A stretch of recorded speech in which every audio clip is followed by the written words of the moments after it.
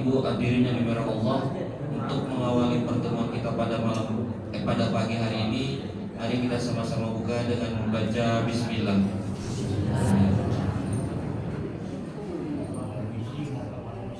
Sebelumnya ada beberapa pengumuman yang pertama, yaitu dari panitia renovasi dan pengembangan Masjid Al-Mujahidin. Dana yang terkumpul hingga hari ini yaitu sebesar Rp64.630.000, yang mana renovasi ini telah dimulai dan masih butuh dukungan doa dan donasi Bapak Ibu sekalian. Ingat bahwa dari jumlah anggaran jauh lebih dari apa yang diharapkan. Jadi harapan dari Bapak Ibu semua bisa tetap berdonasi untuk menutupi anggaran yang dibutuhkan untuk renovasi dan pengembangan Masjid Al-Mujahidin. Kemudian yang kedua, yaitu mengingatkan kepada para jamaah yang masih belum menyampaikan kartu kuningnya agar bisa segera menyampaikannya kepada pengurus mungkin yang ada di masjid, diantaranya yaitu Pak Mul. Kemudian yang kedua, ini undangan pengajian dari Rumah Sakit Islam, yaitu Masjid Baitul Syifa Pondokopi, yang pengajiannya yaitu pada hari Ahad jam 7.30 sampai dengan selesai. Penceramah yaitu Bapak Ustadz Dr. Andes Darmawan Hamzah dengan tema mempertahankan iman di masa fitnah akhir zaman. Terima kasih. Kemudian yang selanjutnya dari remaja Masjid Al-Mujahidin, yang mana nantinya kita menyebarkan juga proposal untuk kegiatan Ramadan.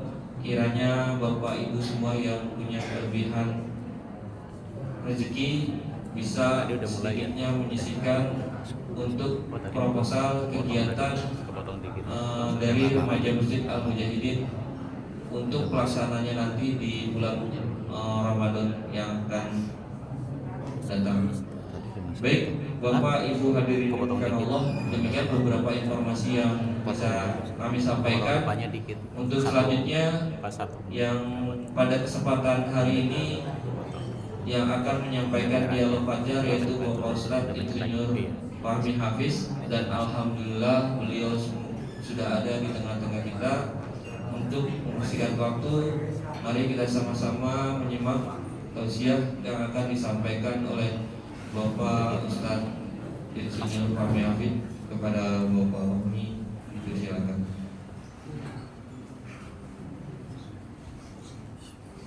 Assalamualaikum warahmatullahi wabarakatuh.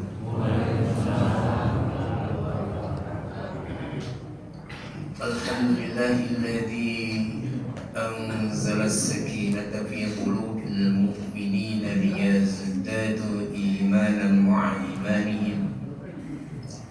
Walillahi junudus samawati wal ardi wa kana Allahu 'aliman hakiman. Asyhadu an la ilaha illallah wahdahu la syarika lah, wa asyhadu anna Muhammadan 'abduhu wa rasuluh. Allahumma shalli wa sallim ala hadzal nabiyil karim wa ala alihi wa ashabihi ajma'in. Ya ayyuhalladzina amanu taqullaha wa qulu qawlan sadida yuslih lakum a'malakum wa yaghfir lakum dhunubakum. ومن يطع الله ورسوله فقد فاز فوزا عظيما. أما بعد، فإن أحسن الكلام كلام الله، وخير هدى هدى محمد صلى الله عليه وسلم، وشر الأمور محدثاتها، وكل محدثة بدعة، وكل بدعة ضلالة، وكل ضلالة في النار. Segala puji bagi Allah alladzi anzala as-sakinata fi qulubil mu'minin, Dialah yang menurunkan ketenangan di dalam hati orang-orang yang beriman. Liyazdadu imanan ma'a imanihim, untuk menambah bersama keimanan yang ada. Liyazdadu imanan ma'a imanihim, untuk menambah keimanan bersama keimanan yang ada. Salawat serta salam kita sampaikan kepada Nabi Muhammad sallallahu alaihi wasallam beserta keluarganya, sahabat-sahabatnya, tabi'in, tabi'in, dan umatnya yang senantiasa ittiba. Umatnya yang senantiasa ittiba. Ya ayyuhalladzina amanu taqullah, wahai orang-orang yang beriman, bertakwalah kepada Allah. Wa qulu qawlan sadida, dan ucapkanlah ucapan yang lurus, ucapan as-sadid, ucapan yang benar. Yuslih lakum a'malakum, niscaya Allah akan menyempurnakan amaliyah kalian. Wa yaghfir lakum dzunubakum, dan Allah akan mengampuni dosa-dosa kalian. Wa may yuti'illaha wa rasulahu faqad faza fawzan 'azima, dan barang siapa yang taat kepada Allah dan Rasul, maka dia telah mendapat kemenangan yang agung, jemaah yang berbahagia. Insyaallah dirahmati oleh Allah Subhanahu wa taala, waktu subuh yang sejuk, yang dimana orang-orang menarik selimutnya,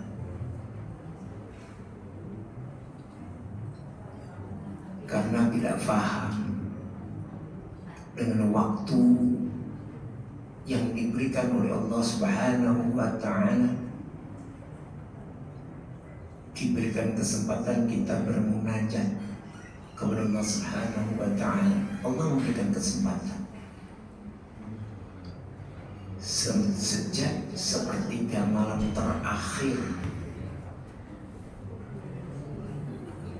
kemudian waktu masuk subuh, sholat subuh berjamaah,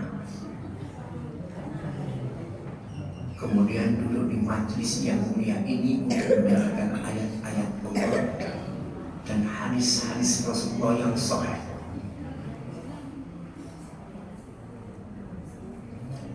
Saat ini kita berada insyaallah di tanggal 18 Rajab. Umat Islam harusnya paham dengan bulan ini, bulan yang dimana Allah Tabaraka wa Ta'ala melipat gandakan pahala bagi orang-orang yang beramal. Akan tetapi Allah juga melipat gandakan dosa-dosa orang bermaksiat dalam segala kemaksiatannya. Orang-orang yang mengucapkan atau beribadah mengatasnamakan Rasulullah, sedangkan Rasulullah Sallallahu Alaihi Wasallam tidak pernah menyampaikan atau mencontohkan, maka ini juga maksiat. Hati-hati, karena semuanya dimintai pertanggungjawaban oleh Allah Subhanahu wa Ta'ala, seperti apa yang disampaikan oleh Allah Subhanahu wa Ta'ala di dalam surat Taubah ayat yang ke-36. Inna 'iddatash syuhuri 'indallahi 12 syahran fi kitabillah yawma khalaqas samawati wal ardh minha arba'atun hurum dzalika ad-dinul qayyim fala tadhlimu fihinna anfusahum wa qatilul musyrikina kafatan kama yuqatilunakum kafah wa'lamu annallaha ma'al muttaqin. Jemaah,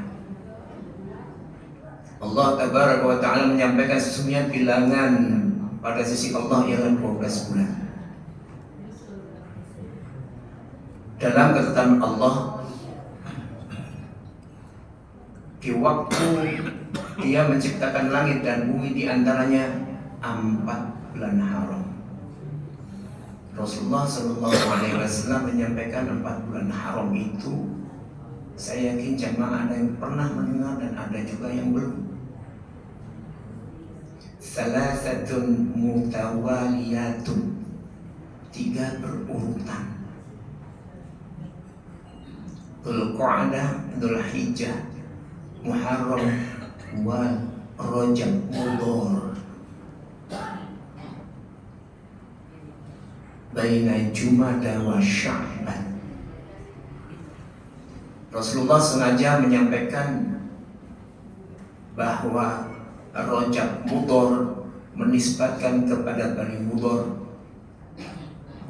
karena dari Bani Rabi'ah menyampaikan bulan suci itu diantaranya bulan Sya'ban, baina Rajab wa Ramadan. Tidak, tapi Rasulullah menegaskan dengan Rajab, Mudhar. Maka hati-hati di bulan ini. Orang-orang yang terbiasa dengan keypadnya, dengan keypad HP-nya, maka bukan dikurangi, harusnya stop total, tidak menggunakan HP di luar apa yang dituntunkan oleh Allah Subhanahu wa Ta'ala. Insya Allah pada pagi hari ini saya akan berbicara tauhid di dalam implementasinya. Ada orang yang mengatakan bahwa tauhid itu hanya sebatas ucapan la ilaha illallah. Itu betul. Akan tetapi apabila tauhid ini hanya dibatasi dengan ucapan itu saja, tanpa memahami dari apa yang diucapkan, tanpa mengerti, merenungi dengan apa yang diucapkan, maka tidak ada maknanya bagi orang yang membaca.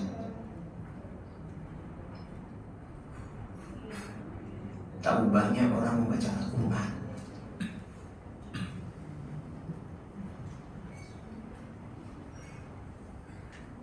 orang mempunyai keterbatasan di dalam mengartikan kalimat tarutil. Di dalam surah Al-Muzammil ayat yang keempat, warattil Qur'ana tartila. Dan tartil ini selalu dihubungkan dengan hal-hal yang menyangkut makhrajul huruf.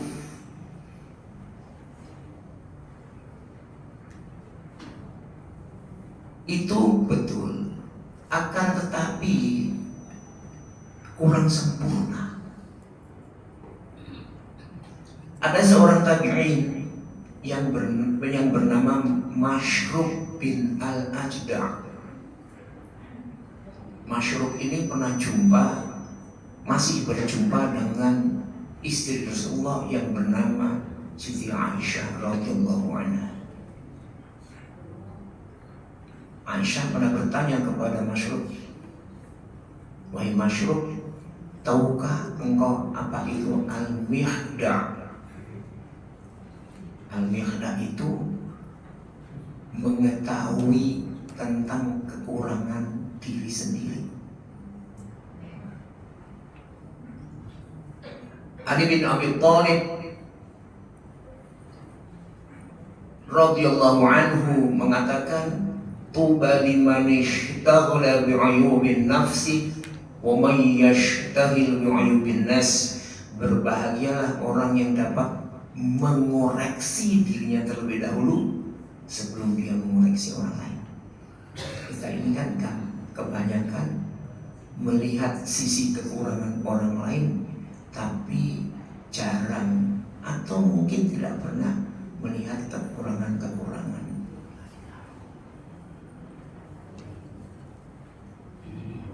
Mashruk bin Al-Ajda' ini pernah ditanya oleh tabi'in yang lain, wahai Mashruk, apa yang kau tinggalkan untuk anak-anakmu?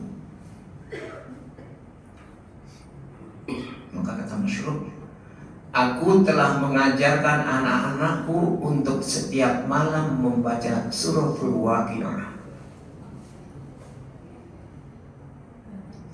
Imam Az-Zahabi rahimahullah mensikapi ucapan masyrub ini, kau jangan salah mendengarkan ucapan masyrub.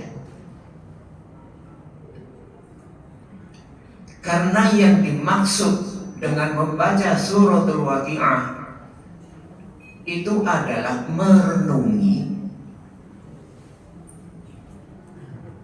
kemudian memahami dan mengoptimalkan serta mengimplementasikan dalam kehidupan.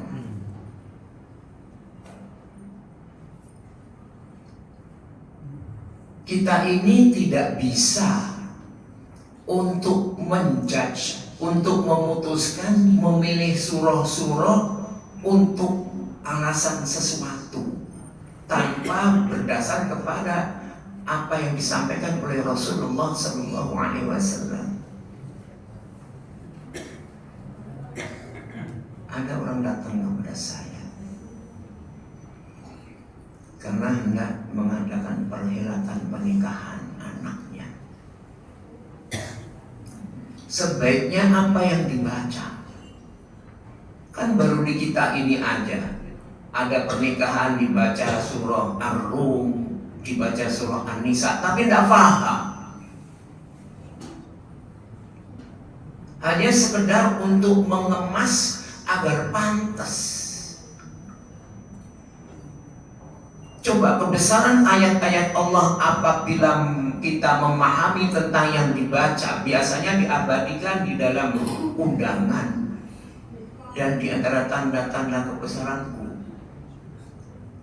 wa min ayatihi an khalaqalakum min wa min ayatihi an khalaqalakum, dan di antara tanda-tanda kebesaranku, azwajan litaskunu ilaiha, aku ciptakan istri-istrimu, ilaiha, dari diri. Artinya keberadaan wanita itu awalnya dari laki-laki.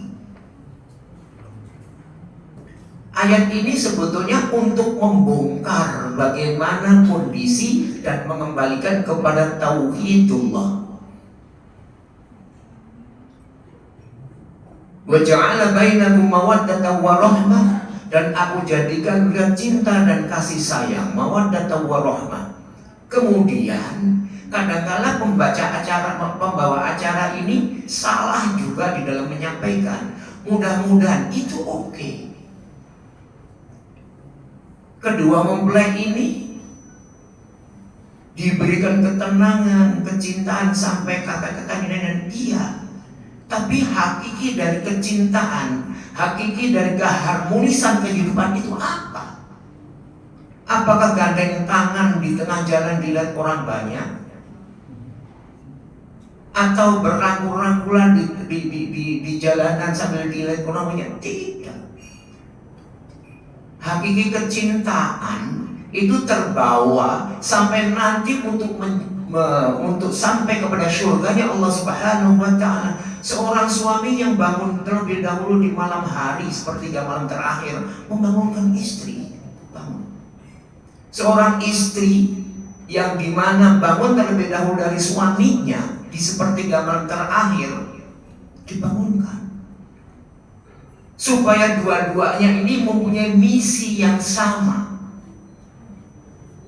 dari visi yang sama, yaitu surganya Allah Subhanahu wa Ta'ala. Untuk kedua-duanya juga bermunajat ke hati Allah Subhanahu wa Ta'ala, memohon hidayahnya agar kehidupan itu tenang, mawaddah wa rahmah. Kehidupan tenang, enggak resah. Jadi itu pemahaman Al-Qur'annya demikian. Jangan dipaksakan Al-Quran untuk mengikuti kita, tapi kita yang harus mengikuti Al-Quranul Karim. Saya bilang, mau nikah itu yang diperlukan materi dan moral. Dua sejoli yang tadinya tidak kumpul di dalam satu rumah dan tidak lahir dalam satu perut ibu, kemudian dipadukan oleh Allah Subhanahu wa taala dan akadun nikah, kalimat ijab dan qabul menjadi halal hubungannya, dan kemudian menguntai bahtera kehidupan berdasarkan Al-Quran dan Sunnah. Kehidupan itu beres, yakin.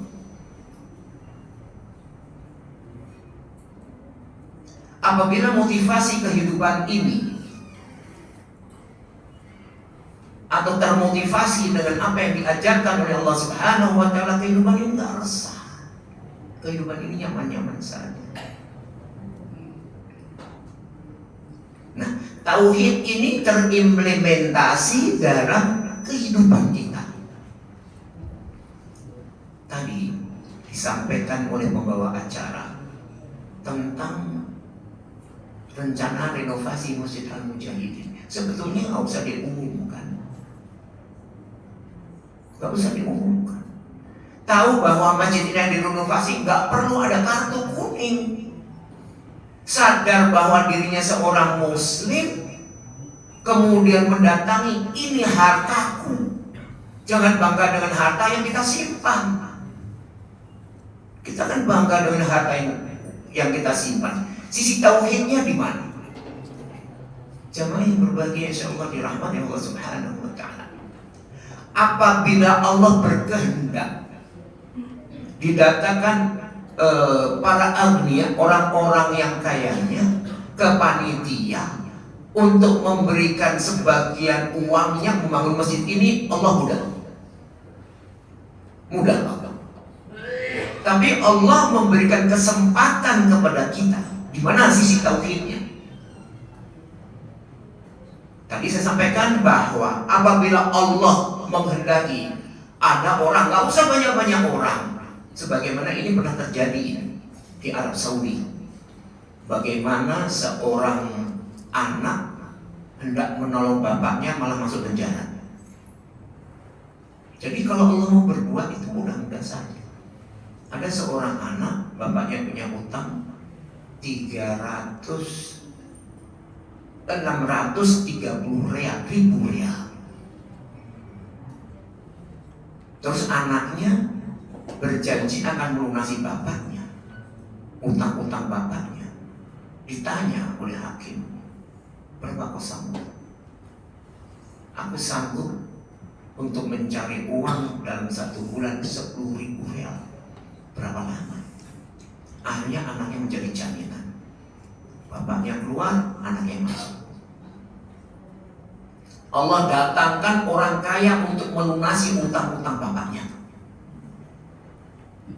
Nah, demikian pula dengan pembangunan masjid ini.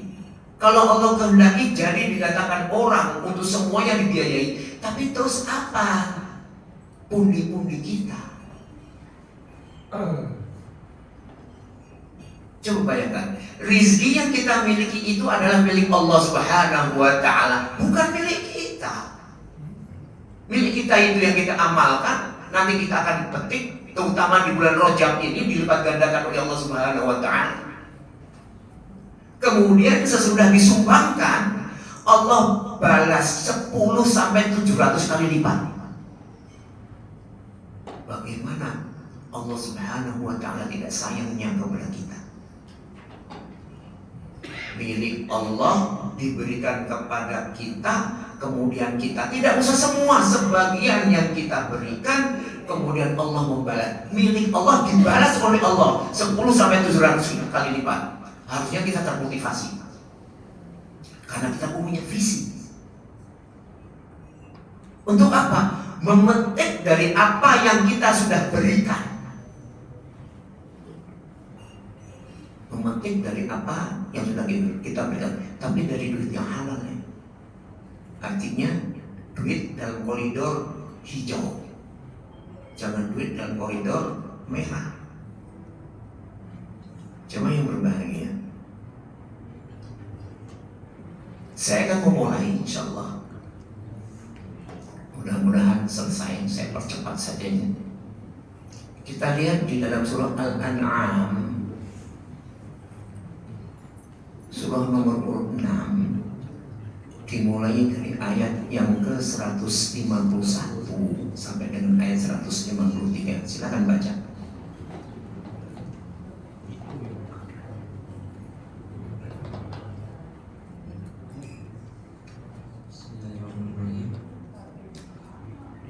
Qul ta'alau atlu ma harrama rabbukum 'alaikum alla tusyriku bihi syai'an wa bil walidaini ihsana wa la taqtulu auladakum min imlaq nahnu narzuqukum wa iyyahum wa la taqrabul fawahisa ma dhahara minha wa ma batan wa la taqtulun nafsa allati harramallahu illa bil haqq Zalikum wasaqum bihi la'allakum ta'qilun. Wa la taqrabu malal yatimi illa billati hiya ahsanu hatta yablugha ashuddah wa awful kayla wal mizana bil qist La nukallifu nafsan illa us'aha Wa idha qultum fa'dilu walau kana dha qurba Wa bi'ahdillahi awfu Dhalikum wassakum bihi la'allakum tadhakkarun Wa anna hadha sirati mustaqiman fattabi'uh wa la tattabi'us subula fatafarraqu bikum an sabilih Dzalikum wassaqum bihi la'allakum tattaqun. Katakanlah Muhammad, marilah aku bacakan apa yang diharamkan Roh kepadamu dengan mempersekutukannya dengan apapun. Berbuat baik kepada ibu bapa, janganlah membunuh anak-anakmu karena miskin. Kamilah yang memberi rezeki kepadamu dan kepada mereka. Janganlah kamu mendekati perbuatan yang keji, baik yang terlihat maupun yang tersembunyi. Janganlah kamu membunuh orang yang diharamkan Allah kecuali dengan alasan yang benar. Demikianlah Dia memerintahkan kepadamu agar kamu mengerti. Dan janganlah kamu mendekati harta anak yatim kecuali dengan cara yang lebih bermanfaat sampai dia mencapai usia dewasa. Dan sempurnakanlah takaran dan timbangan dengan adil. Kami tidak membebani seseorang melainkan menurut kesanggupannya. Apabila kamu berbicara, berbicaralah sejujurnya, sekalipun dia kerabatmu, dan penuhilah janji Allah. Demikianlah Dia memerintahkan kepadamu agar kamu ingat. Dan sungguh, inilah jalanku yang lurus, maka ikutilah. Jangan kamu ikuti jalan-jalan yang lain yang akan mencerai-beraikan kamu dari jalannya. Demikianlah Dia memerintahkan kepadamu agar kamu bertakwa. Jemaah yang berbahagia, di 3 ayat ini, ayat 151 berbicara tentang 5 perundang-undangan Allah. Ayat ke-152 berbicara 5 juga perundang-undangan Allah. Dan ayat yang ke-153 statement. Dalam sebuah hadis, Rasulullah Shallallahu Alaihi Wasallam bersabda, Ayyukum yubayi'ini ala thalas. Rasulullah menyampaikan kepada para sahabat, maukah kalian berbai'ah kepadaku? Ayyukum yubayi'ini, ayyukum yubayi'ini. Jadi sampai 3 kali Rasulullah SAW mengatakan kepada para sahabat. Tsumma tala Rasulullah sallallahu alaihi wasallam, kemudian Allah membaca satu ayat.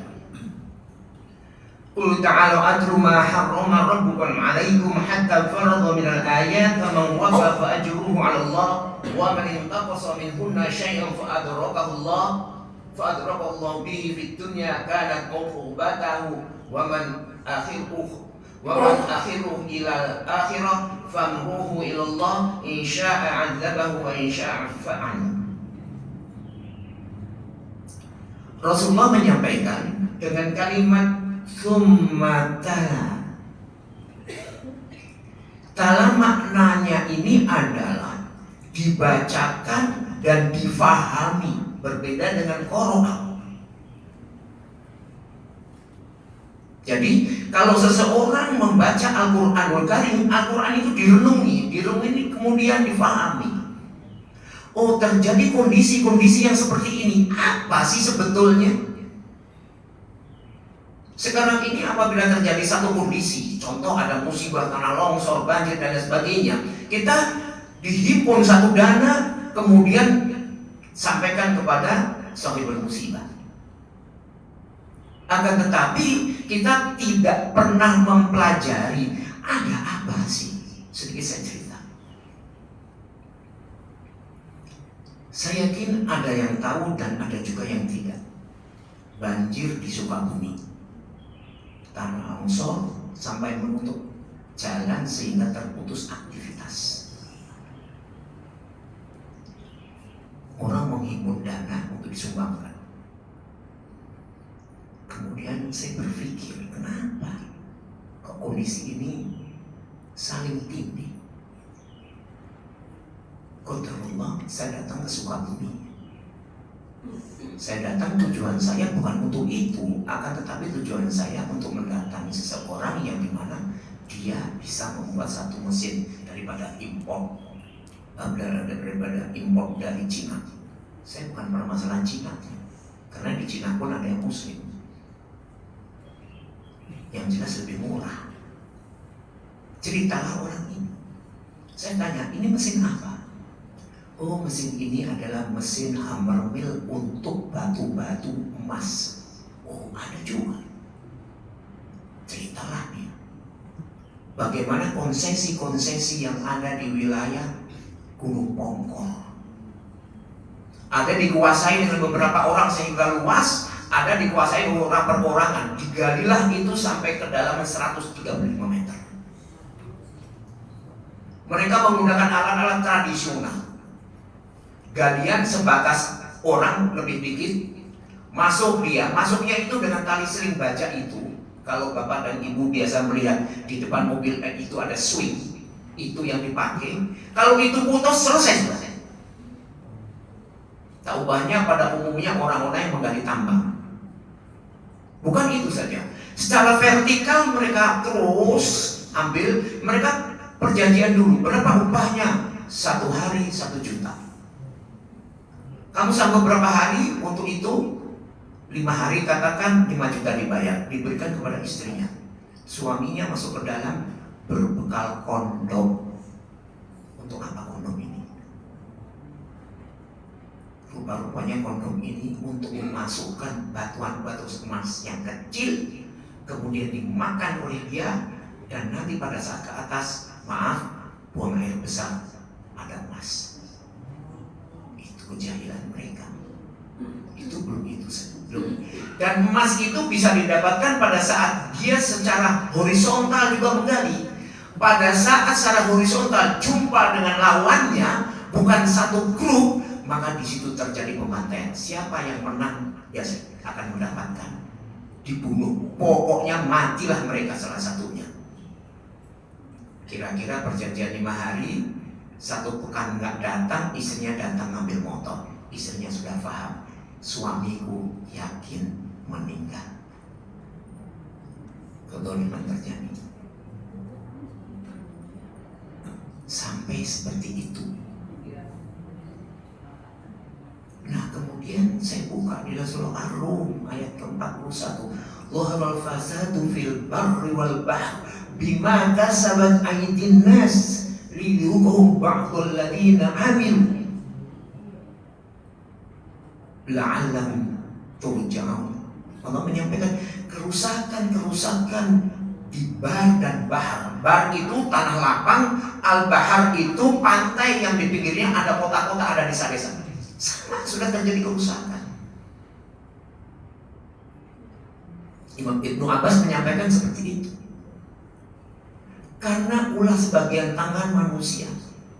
Allah timpakan musibah, kemudian Allah juga menyampaikan liyudhiqahum ba'dal ladzi 'amilu. Yang demikian ini ditimpakan oleh Allah Subhanahu wa taala agar mereka itu sadar bahwa perbuatan-perbuatan mereka ini enggak beres. Artinya Allah balas dalam hal ini agar mereka kembali la'allahum yarji'un, agar mereka ini kembali kepada Allah Subhanahu wa taala.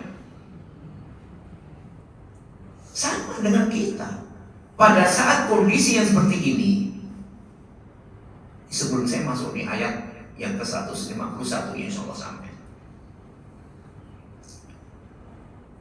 Ada yang mengatakan sebagian orang bahwa tahun 2025-2026 akan terjadi resesi global. Saya sampaikan, Allah maha mendengar resesi.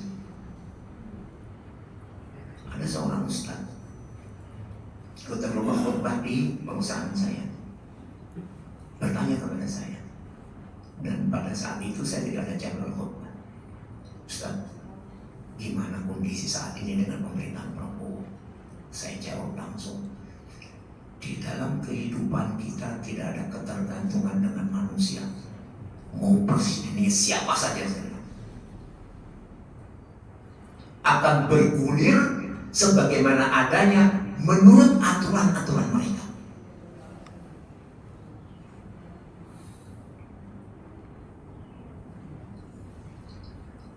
Jadi itulah kondisi.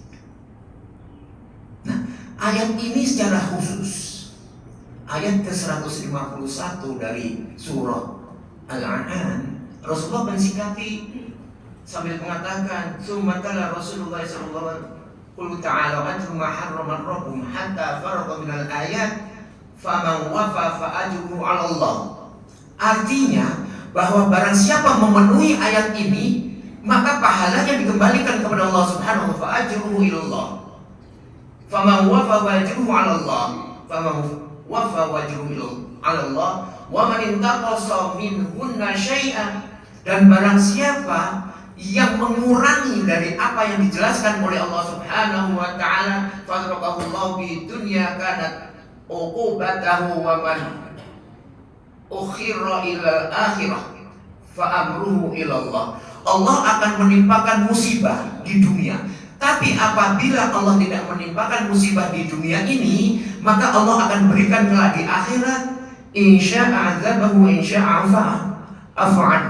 Barang siapa yang ditunda oleh Allah Subhanahu wa ta'ala, diberikan musibah di dunia, dia sadar kembali kepada Allah, akan tetapi merasa dia pongah, kemudian Allah tidak menimpakan musibah, maka Allah akan balas kelak di akhirat. Kalau Allah akan mengadab, di adabnya Allah akan mengampuni. Allah akan mengampuni. Ini Rasulullah mensikapi ayat ini. Qul ta'ala. Qul ta'ala. Bahasa bebasnya begini. Kemari. Ma harrama rabbukum 'alaikum. Ada satu pengumuman. Apa-apa yang diharamkan Rabb kalian atas kalian. Yang pertama, alla tusyriku bihi syai'a. Janganlah engkau menyekutukan Allah syai'a. Syai'a ini bentuk umum, nakiro. Artinya dalam segala hal. Jangan kita membuat tandingan-tandingan dalam kehidupan kita ini dengan Allah Subhanahu wa ta'ala.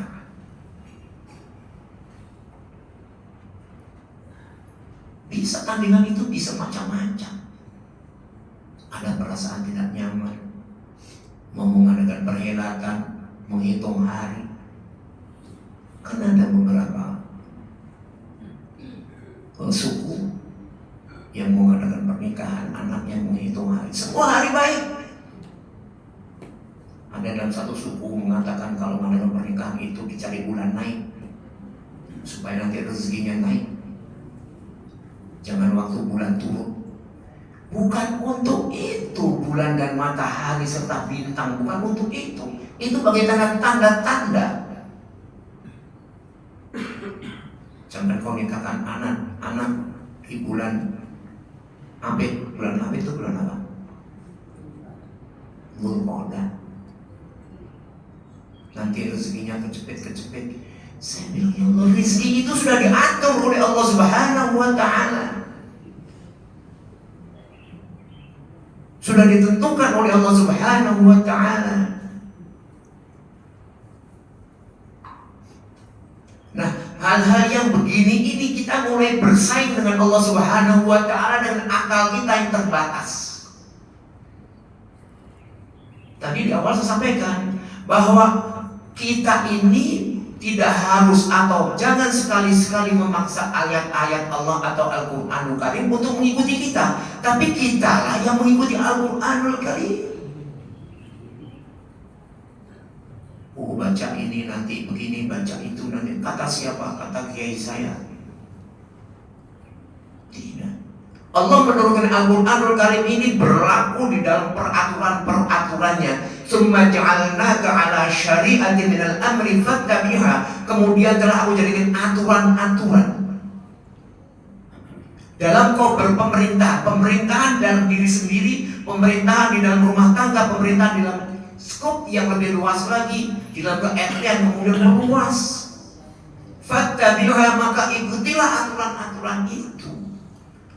Wala tattabi' ahwa'al ladzina la ya'lamun, dan jangan engkau ikuti aturan-aturan yang berangkatnya dari hawa nafsu dan tidak tahu apa-apa. Banyak saat ini orang-orang yang berhijrah dari bank konvensional, akan tetapi sering saya sindir, hijrah total. Jangan cuma celana cingkrang dan berjenggot, tapi masih menggunakan kartu kredit. Total.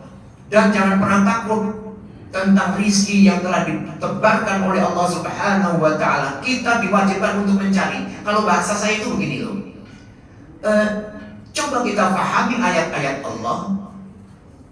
Kita berbuat baik kepada orang-orang, terutama berbuat baik kalau yang sudah punya istri kepada istri. Perbuatan baiknya itu bukan sekedar perbuatan baik yang hanya dipikir, tapi betul-betul menyayangi istri itu seperti tadi awal yang saya sampaikan. Siapa bangun dulu, bangunkan, menyayangi suami itu juga seperti itu.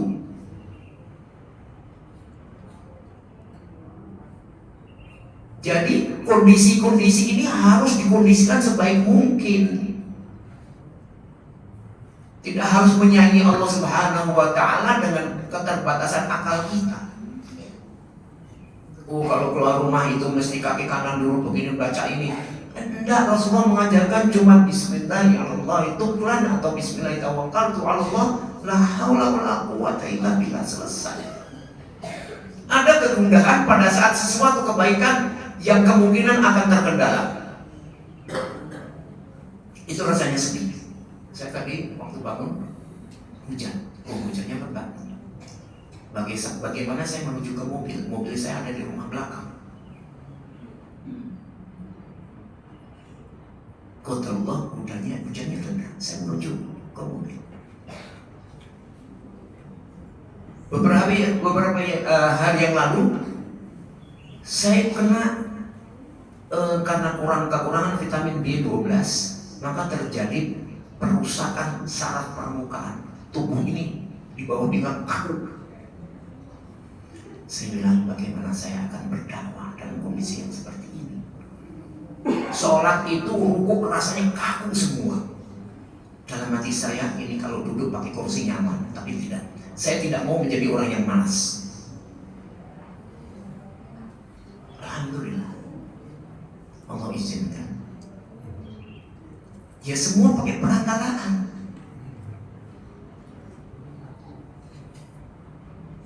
Saya minum vitamin, saya minum obat saraf. Alhamdulillah. Jadi seperti itu. Allah tusyriku bihi syai'a wa bil walidaini ihsana, dan berbuat baik kepada kedua orang tua.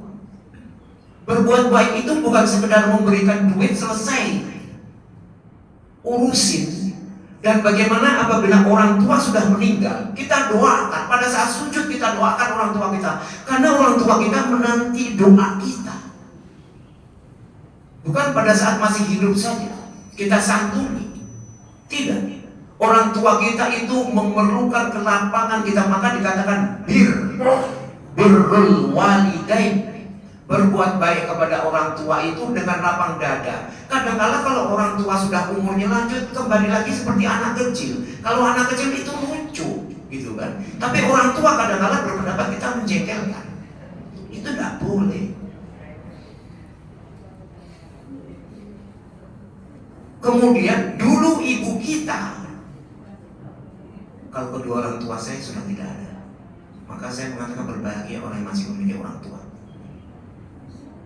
Saya pernah disampaikan oleh Ustaz Firanda pada saat beliau akan masuk ke UIN, Universitas Islam Madinah. Telepon ibunya untuk didoakan masuk sampai beliau lulus cum laude. Selalu mendekatkan kepada ibu, selalu ibu doain saya. Nah ini untungnya mereka-mereka yang sudah memiliki, yang masih memiliki orang tua. Saya yakin orang-orang tua kita itu tidak mengharapkan sekali dengan harta kita, tidak. Tapi kita pun harus jadi orang tua yang bijak. Saya kemarin pagi di Bandung jumpa dengan Ustaz Amin Robaid. Saya sengaja datang karena beliau memberikan kajian di dekat rumah saya. Saya datang, saya jumpa saya beliau, Ustaz, Anda mau bincang-bincang masalah waris. Mungkin disangka beliau waris yang saat ini saya dapat. Oh tidak. Saya akan berbicara bagaimana dengan usaha saya dan harta-harta yang saya miliki, bagaimana itu mana yang akan jadi waris dan waris yang bergulir. Panjang nih Ustaz. Ya udah, di nomor telepon nih. Pasti sama beliau. Nanti gampang saja, karena harus pada Bekasi. Kemudian bagaimana kalau kedua orang tua sudah meninggal? Orang tua itu tidak sebatas secara vertikal, akan tetapi bagaimana horizontalnya. Ada adiknya ibu, ada adiknya bapak. Kemudian ditinggalkan, mungkin ada saudara kita yang dimana tidak berkemampuan, kita bantu. Yang dimana itu biasanya tugasnya orang tua. Nanti ini akan ada ayat yang berbunyi wala taqtulu auladakum min imlaq nahnu narzuqukum wa iyyahum. Ini alasan Allah. Nahnu narzuqukum wa iyyahum. Nahnu narzuqukum wa iyyahum. Ini alasan Allah. Larangan membunuh ini. Kriteria yang ketiga. Jadi ada dua pangkal pokok cabang yang kedua. Ditempatkan oleh Allah Subhanahu wa taala di dalam urutan 1 dan 2. Wa bil walidaini ihsana. Berbahagia yang masih punya orang tua. Orang ibu kita yakin pada saat kita kecil, pada saat kita rewel, ibu kita nggak mau kita rewel pada saat nangis. Nyamuk dekat aja nggak boleh. Tapi sekarang orang tua yang umurnya sudah di atas 90 mungkin sedikit-sedikit tikunnya. Pada saat sesuatu kita berkomentar, ibu kok rewel sih? Ibu kita dulu tidak demikian dengan kita. Kenapa kita sebaliknya? Maka Allah menempatkan ayat ini di dalam cabang pokok yang kedua. Baru Allah mengatakan wala taqtulu auladakum min imlaq. Larangan membunuh anak. Nahnu narzuqukum wa iyyahum. Kamilah yang memberi rizki kepada kalian wa iyyahum, dan kepada anak kalian. Ini diulang oleh Allah dengan redaksi yang berbeda di dalam surah Al-Isra ayat yang ke-21, ayat yang ke-31. Nahnu narzuquhum wa iyyakum. Artinya begini, orang tua dilebihkan rezekinya untuk diberikan kepada anak. Di dalam surah Al-Isra ayat 31, anak diberikan rezekinya lebih daripada orang tua. Maka kalau kita ke kehidupan, kita biasanya mengatakan begini, padahal dia anaknya orang biasa-biasa saja, tapi luar biasa dia. Dan biasanya yang diukur itu kekayaan tanpa ditinjau dari latar belakangnya. Jangan. Kalau kasihan dengan orang tua, jangan sekali-sekali memberikan orang tua uang yang haram. Di bulan, kalau nggak salah bulan Desember, saya takziah masih keluarga dari istri. Ini anaknya dikatakan janda. Kemudian jenazah seorang ibu, jenazah sudah dimandikan. Saya sholat malam itu, dikuburkan esok hari. Anak wanitanya datang kepada saya, kok mata ibu nggak bisa ditutup? Coba lihat. Saya pikir cuma terbuka sedikit. Biasanya orang meninggal itu seperti itu, tapi terbukanya lebar. Pegang dengan ibu jari, saya bilang dikatupkan. Saya berdoa sampai saya ulang 3 kali, tidak mau menutup, bahkan semakin lebar. Hati saya berbicara. Pada saat saya sampai ke rumah sahib musibah, itu bunga papan penuh dari mulai depan. Datang lagi mobil pickup bawa 2-3, datang lagi bawa 3-4 bunga papan. Anaknya ini salah pejabat di salah satu bank mandiri, dan adik-adiknya juga begitu. Jangan sekali-sekali memberikan makan kepada diri kita, kepada anak kita, dan kepada orang-orang yang kita santuni dengan duit yang haram.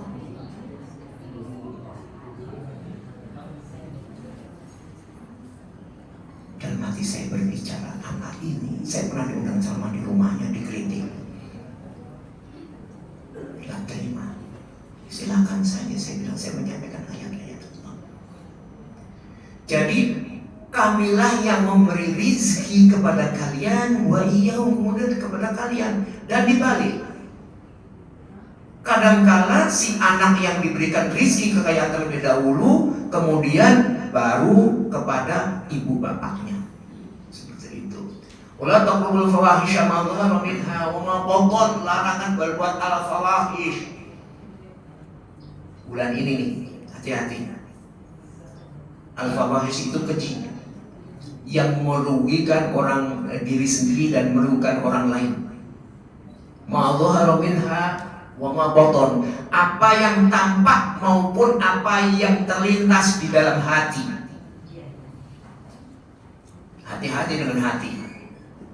Kita lihat saudara kita begini, kemudian komentar dalam hati biasanya, dan kadang-kadang direalisasikan dengan ucapan.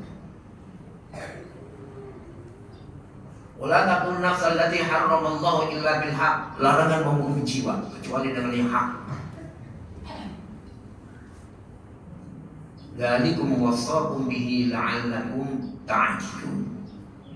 Yang demikian ini Allah berwasiat. Al-awsa ini wasiat. La'allakum ta'qilun. Ta'qilun ini masdar dari uqala. Artinya difikirkan, akan tetapi secara terus menerus. Jadi ayat-ayat Allah itu pengen sholat khusyuk, itu perhatikan dengan apa yang kita baca. Apabila kita mendengarkan imam, maka kita dengarkan baik-baik. Kita dengarkan baik-baik, kemudian kita berusaha untuk memahami. Meskipun nggak sampai, saya yakin Allah akan fahamkan kita sehingga dalam kondisi dalam kehidupan pun sempurna. Kesempurnaan kehidupan seseorang, bagaimana kesempurnaan wudunya, bagaimana kesempurnaan sholatnya, hidupnya insya Allah sempurna. Sempurna hidup itu tidak harus uang banyak, tapi berkesinambungan mendapat barokah dari Allah Subhanahu wa Ta'ala. Jauhi berbahagia insya Allah dirahmati Allah Subhanahu wa Ta'ala. Ini ayat yang ke-151. Semua di akhir ayat ini Allah menyampaikan dengan akhir redaksi Dzalikum wasaqum bihi la'allakum tadhakkarun. Dzalikum wasaqum bihi la'allakum tattaqun. Wala taqrabu malal yatimi illa billati hiya ahsan. Ini bab harta anak yatim. Hatta yablugha asyuddah, sampai dia itu dewasa. Wa uful kaila wal mizana bil qist. Ini pedagang nih. Orang dagang itu harus tahu rukun, syarat dan rukunnya. Umar bin Khattab itu pernah mendatangi satu pasar. Ditanya mereka tentang rukun dan syarat perdagangan. Kalau nggak punya ilmunya, jangan berdagang. Nggak punya ilmunya, jangan berdagang. Sekarang ini yang tersebar adalah apa? Investasi. Hati-hati. Di HP itu saya berapa kali mendapatkan investasi. Dengan investasi sekian mendapatkan sekian. Hati-hati, di dalam ini bukan sekedar horornya, ada ribawinya. Investasi dengan katakanlah 1 juta akan mendapatkan keuntungan sekian. Keuntungan itu didapatkan pada saat sudah dihitung semuanya, ada kelebihan dikurangi rugi mungkin kalau ada, dan sudah kembali semuanya, tinggal keuntungan bersih itu bagi. Nisbatnya berapa nih? Berapa persen pembagiannya? Biasanya yang operasional itu lebih besar daripada pemilik modal. Oh, 60 40. Yang 40 itu adalah pemilik modal, yang 60 itu yang mengoperasionalkan. Itu baru investasi yang benar, bukan investasi bodong kayak saat ini. Saat ini investasi tipu-tipuan syariah.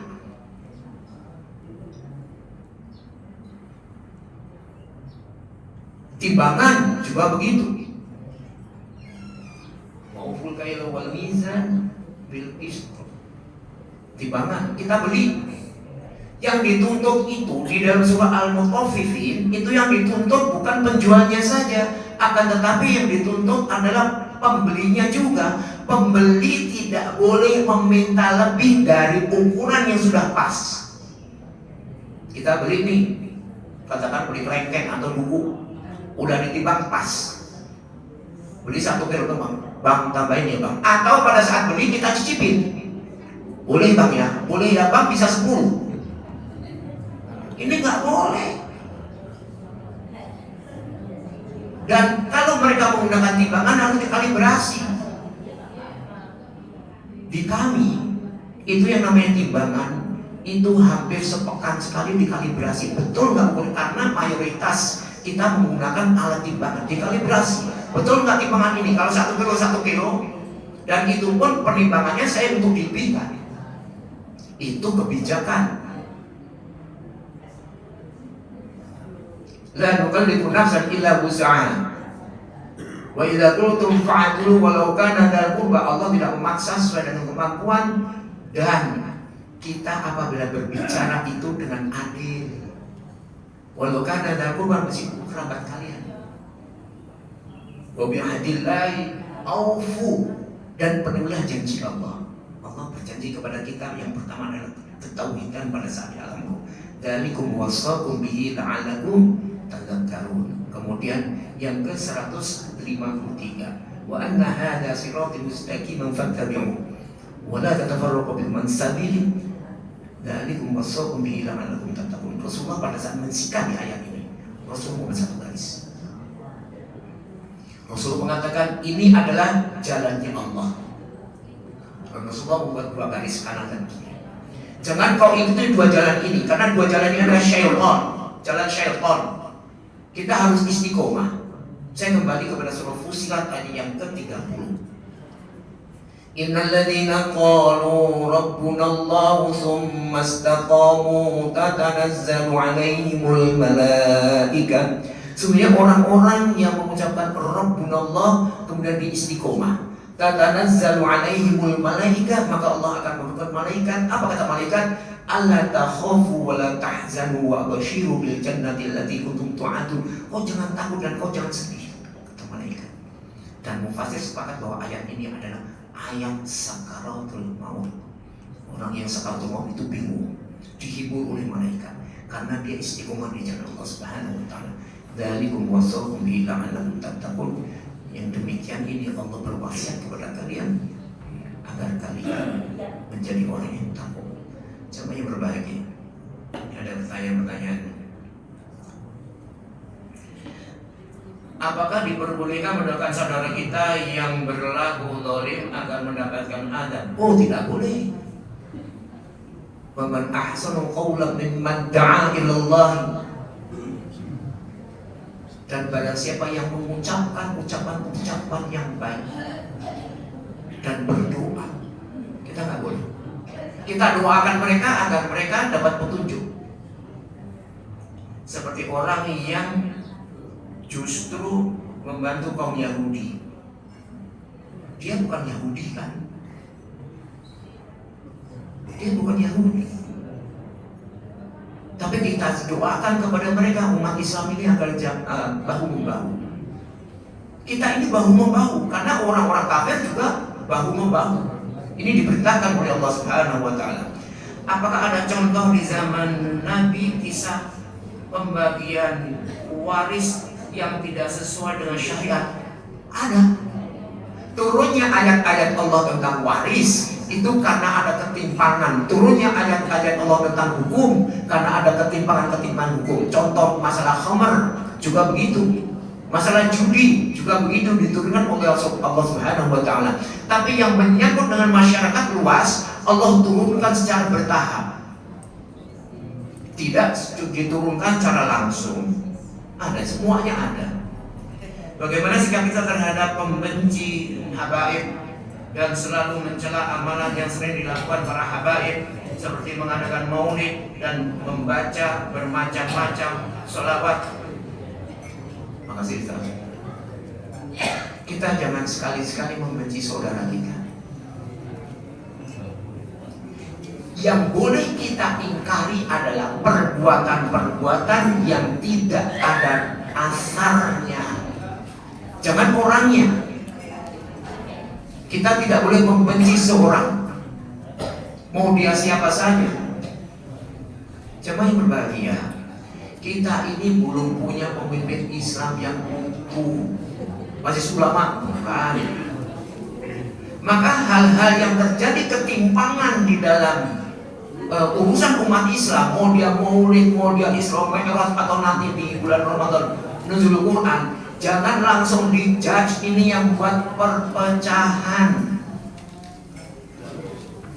Kita wajibnya mensikapi saja. Kalau ada orang bertanya, diberikan dalilnya. Sekarang ini kalau orang berbicara Isra Mi'raj, tanya, sholatmu udah benar apa belum? Terutama berangkat wudhumu sudah benar apa belum? Jangan berbicara yang lain-lain kalau kita tidak pernah membaca dalilnya. Contoh saja, ada orang selalu menisbatkan kepada Imam Syafi'i. Saya tanya, jalur pemahaman Imam Syafi'i itu ada dua. Yang pertama dari Abdullah Az-Zubairi bin Zubairi, dan yang kedua dari Sulaiman bin Rabi. Ini mau yang mana nih? Hati-hati, kita harus tahu betul-betul siapa penulis bukunya. Dari situ kita pelajari. Dan kalau kita sudah mendapatkan ilmunya, jangan serta-merta kita mengatakan oh bid'ah. Jangan. Hati-hati, apabila tudingan itu tidak benar adanya, maka kembali kepada diri kita. Jadi yang membuat perpecahan itu kita nggak tahu ilmunya, cuman mendengar, kemudian menjudge. Oh ini kelompok ini, kelompok ini tidak. Ya sudah, silahkan kamu punya, kalau kamu punya dalilnya, ya silahkan. Kembali saja gitu. Tapi jangan coba-coba berbuat sesuatu yang tidak ada dalilnya, atau kita berbicaranya kata bapak saya nggak bisa. Ini Allah sitir. Wa idza qila lahum tabi'u ma anzalallah qalu bal nattabi'u ma alfayna alaihi aba'ana aw kana aba'un la ya'qiluna syai'an wa la yahtadun. Dan apabila disampaikan kepada mereka, ikutilah apa yang diturunkan Allah, mereka mengatakan, aku akan mengikuti bapak-bapakku. Meskipun bapak-bapak mereka itu tidak punya akal, tidak ada pemahaman, dan tidak mendapatkan petunjuk. Maka ibadah kita yang benar adalah ikhlas dan ittiba, dan jangan buru-buru mencat seseorang. Kalau memang kita tahu, katakan begini, kita sholat subuh, nggak biasa pakai kunut, karena kita tidak punya ilmunya yang pakai kunut. Kemudian kita jangan cari-cari orang yang menggunakan kunut, mana dalilnya? Enggak. Dan seperti itu. Pada saatnya kita sholat di masjid yang pakai kunut, ya sudah, kita diam aja, karena kita tidak biasa menggunakan kunut. Jangan mengatakan yang pakai kunut bid'ah, nggak pakai kunut bid'ah, yang berbahagia orang yang nggak sholat. Itu aja. Jangan gampang menuding seorang bid'ah. Assalamualaikum Ustaz. Maaf Pak Ustaz, apa artinya subhanahu wa ta'ala dan alaihi salam sallallahu alaihi wasallam awe Allah jalla jalaluhu, apa artinya? Terima kasih. Subhanahu wa ta'ala itu maknanya Maha suci Allah dan Maha tinggi.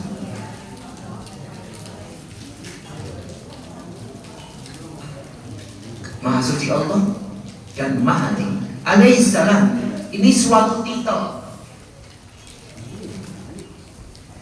yang diberikan kepada para nabi, yang dimana Allah menyelamatkan dalam perjalanannya di atas keselamatan Allah Subhanahu wa ta'ala, sama halnya dengan sallallahu alaihi wasallam. Ini sholawat kepada Nabi sallallahu alaihi wasallam. Innallaha malaikatahu yusholluna 'alan nabi ya ayyuhalladzina amanu shollu 'alaihi wa sallimu taslima. Apa kata Rasulullah? Celakalah orang roghima anfu, orang yang mendengar namaku disebut tapi dia tidak berselawat tentang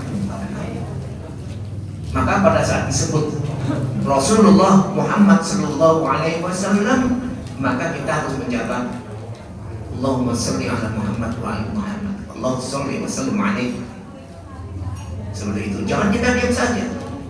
Maka apa kata Rasulullah? Rohima anfu. Celaka orang, celaka jati diri seorang apabila namaku disebut dia tidak bersalawat kepada Allah Jalla Jalaluhu. Ini juga istilah untuk pengagungan Allah Subhanahu wa ta'ala. Pada prinsipnya Allah mempunyai sifat-sifat, dan sifat-sifat ini tidak hanya 99 sifat sebagaimana disebut dalam Asmaul Husna, akan tetapi lebih daripada 99. Maka hal ini kita fahamkan sebagaimana pada saat kita sekarang. Saya mau balik pertanyaan nih Bapak dan Ibu. Ini masih ada kesempatan sedikit lagi. 15. Sebenarnya sudah. Saya mau tanya, Bapak dan Ibu sering mengucapkan kalimat Astaghfirullahaladzim. Apa maknanya? Saya balik pertanyaan.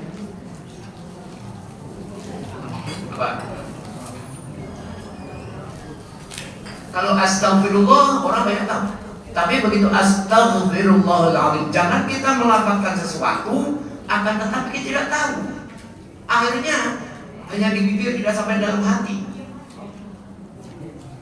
Seperti itu.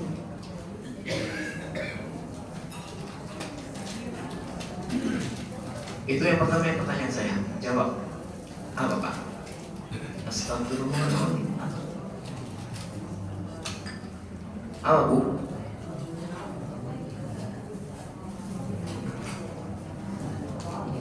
Astagfirullahaladzim itu maknanya kita meminta ampun kepada Allah yang Maha Agung. Di sini terjadi dua pengampunan. Yang pertama, Allah tidak menunjukkan aib kita pada saat kita berbuat salah di depan halayak ramai. Ya kan? Katakan begini, kita itu dulu seorang yang pokoknya orang tidak senang dengan kita. Kita di satu tempat, kemudian orang melihat kita baik. Jangan sekali-sekali kita mengatakan kepada orang, saya itu dulu bekas gini, supaya orang heran kepada kita. Jangan, karena Allah sudah menutupi aib kita. Kita kan kadang-kadang bangga menceritakan keburukan kita di depan orang yang tidak tahu. Tidak, karena Allah sudah menutupi aib kita dengan kalimat astagfirullahaladzim. Dan Allah nanti di yaumil akhir akan memanggil kita. Kita ditanya, bukankah kalian pernah kamu pernah berbuat salah begini. Sambil ketakutan dia menjawab, betul. Maka apa kata Allah? Itu yang kita tunggu-tunggu. Kamu telah aku ampuni. surga. Jadi 2 poin. Anas bin Malik ini bicara surat khusyuk. Anas bin Malik itu menyampaikan begini, aku kalau pengen khusyuk di dalam sholat, maka yang aku minta di dalam hati itu agar Allah menempatkan aku di surganya Jannatul Firdaus, surga yang paling tinggi, dan dijauhkan dari sisa kubur dan sisa api neraka. Allah ini as'alukal Jannatul Firdaus wa a'udzubika minal qabri wa min adzabin nar. Kita nggak tahu apa yang dibaca oleh imam, artinya dalam hati kita berbicara seperti itu kepada Allah Subhanahu wa taala. Khusyuk itu datang. Itu Anas bin Malik itu kuncinya itu. Jadi tidak harus dikusuk-kusukkan, dipejam-pejamkan mata, berusaha ini nggak bisa. Asalkan wudhunya benar, yang dipakai pakaiannya juga tidak ada sesuatu unsur yang keharaman. Dan hati-hati saat ini, keharaman itu lewat HP kita. Hati-hati. Wallahu a'lam bishawab. Sampai di sini. Mohon maaf apabila ada kesalahan-kesalahan di dalam penyampaian, semata-mata datangnya dari diri saya, tetapi semua kebenaran selalu datang dari Allah Subhanahu wa taala. Wa sallallahu ala Muhammadin wa alihi wa sahbihi wa sallam. Subhana rabbika rabbil izzati amma yasifun wa salamun alal mursalin alhamdulillahi rabbil alamin. Kita tutup doa majlis. Subhanallahumma wa bihamdika asyhadu an la ilaha illa anta astaghfiruka wa atubu ilaik. Assalamualaikum warahmatullahi wabarakatuh. Alhamdulillah, terima kasih kepada Bapak Ustaz yang sudah sama-sama mengingatkan kita dari atas apa-apa yang memang harus diperbuat lebih baik, dan semoga kita semua bisa mengimplementasikan dari atas apa-apa yang ilmu kita dapat pada pagi hari ini. Bapak Ibu hadirin, untuk infak pada infak promo yang diterima pada hari ini yaitu sebesar Rp450.000. Alhamdulillah kepada Bapak Ibu sekalian. Terima kasih kepada ibu-ibu yang sudah menyediakan snacknya. Kurang lebihnya kami mohon maaf. Wabillahi taufiq wal hidayah. Wassalamualaikum warahmatullahi wabarakatuh.